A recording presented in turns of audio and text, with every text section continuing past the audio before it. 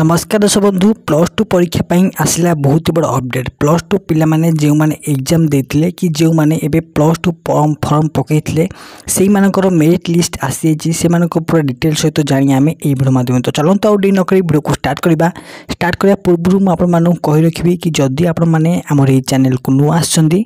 निश्चित भाव में ए चैनल को गोटे लाइक गोटे शेयर गोटे सब्सक्राइब करबा को निश्चित भाव में भूलिबे नहीं। तो आपण मान तो जानिथिबे कि एबे प्लस टू पिला माने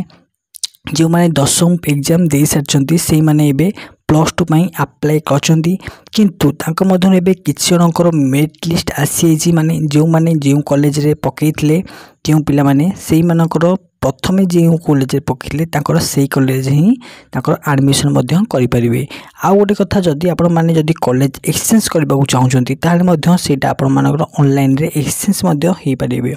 किपरि हे परिबो ना आपण जदी जानिबा चाहउछंती मो डिस्क्रिप्शन में मध्य से लिंक अछि लिंक को क्लिक करले आपण पूरा डिटेल सहित जानि परिबे। चलंतु आज वीडियो एट देखिबा देखाबा अन्य कोन वीडियो आज पे वीडियो एट होची। जय जगन्नाथ।